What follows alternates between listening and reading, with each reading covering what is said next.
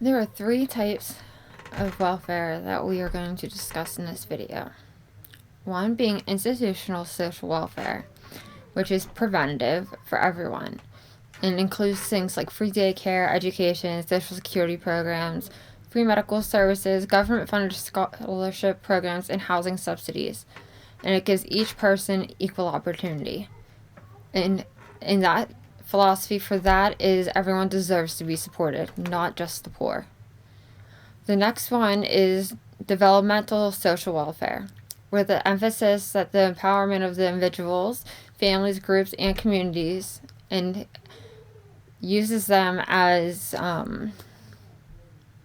lets the individuals be active in the process of making their own lives better. That way they can make some choices and things. They can ultimately have a goal plan and do well.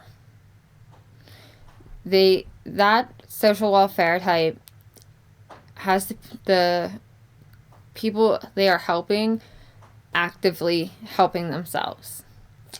The third type is residual social welfare, the reactive type. Help is only provided when needs are unmet by the individual, the family, or church, community, etc.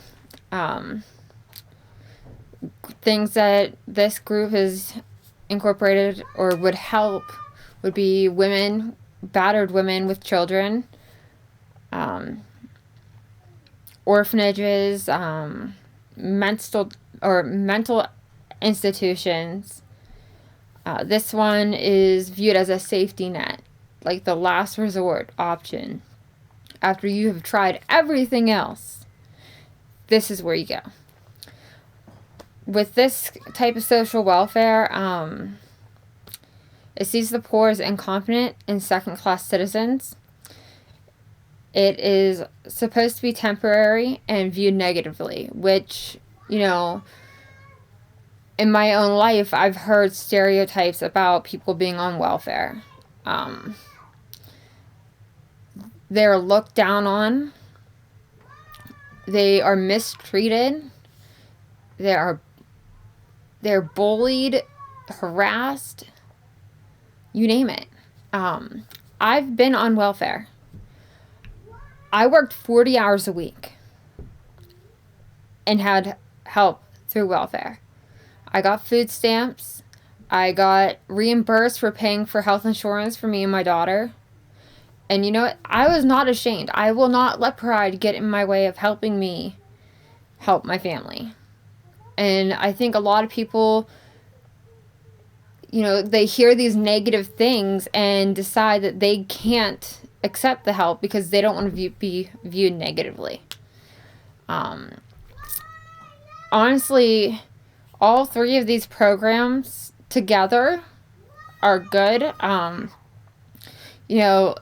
Each group brought its own programs or has its own programs, but I think the one that I like the most is developmental social welfare, because I believe, people do need to be active in the process of trying to help themselves, like trying to get a job, getting off of drugs,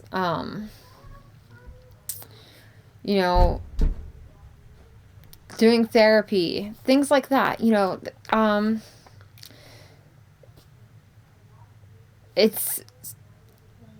I feel like if they're a part of the process in helping themselves, they'll, continue on that path once they're done with that kind of welfare. Like once they're out of their program, maybe they'll continue it. I've had plenty of friends who had to go to rehabs, and some of them stayed on that path, and some of them went back to rehab several more times. You have to want to help yourself in the end. Ultimately, that's what it comes down to. You cannot help those who do not want to help themselves. That is kind of one of my mottos. And I know that can be viewed negatively. That could be kind of like considered a residual social welfare quote. But it's really not. It's not. I promise. In my eyes, it's not. I've helped so many people. I've let people stay in my house. I've let them eat my food. I've driven them places. They refuse to keep a job. They refuse to help with bills. They wouldn't buy food for my fridge. And after doing that for so long, you get tired of doing it. Because you realize, what are they contributing? What are they doing to help themselves? Are they applying for jobs? Are they going to interviews? Are they doing the right things and taking the right steps to show you that they want and appreciate your help? Yes, if you're not doing anything to help yourself, then, I can't help you. I'm not saying no one can help you, but I cannot help you. So I'm a true believer in developmental social welfare and institutional social welfare, because I believe everyone deserves to have the same opportunities. Me and my friends, most of us were young parents. Some of them didn't graduate high school because they didn't have the family support that I had. Some of them, have been working and they just didn't have the same things that I did. Like, I took a year off to do cyber school. Like, I'm talking about in high school. I did cyber school for a year after I had my daughter, so I could be at home, bonding with her, taking care of her, doing school. And, my parents were such a big help. I would not have graduated if I did not have my parents. Like, I was a smart kid, but with the pressures of being a mom and, taking care of your child and trying to focus on school, it's hard. And, I'm in college now, and I have 3 kids.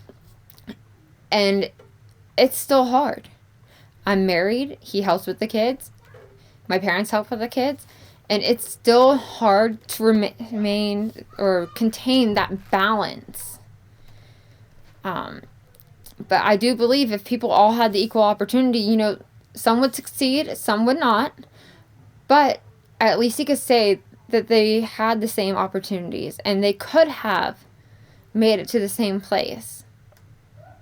And then you got to think, why didn't they? And that's where developmental social welfare can come in. Help them, empower them, and get them to help themselves. Be active in the process of helping themselves. I mean,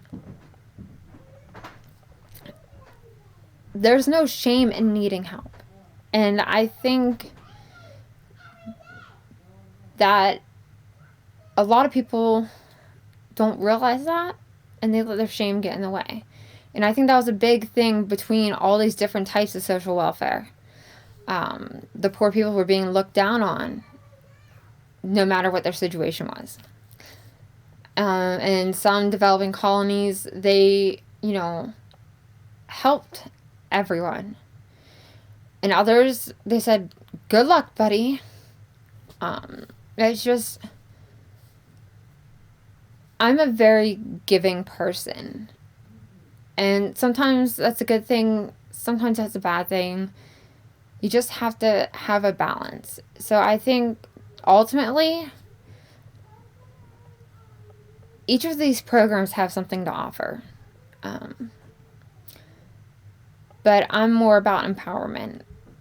And I believe you have to want to help yourself to be able to help yourself or to let anyone else help you.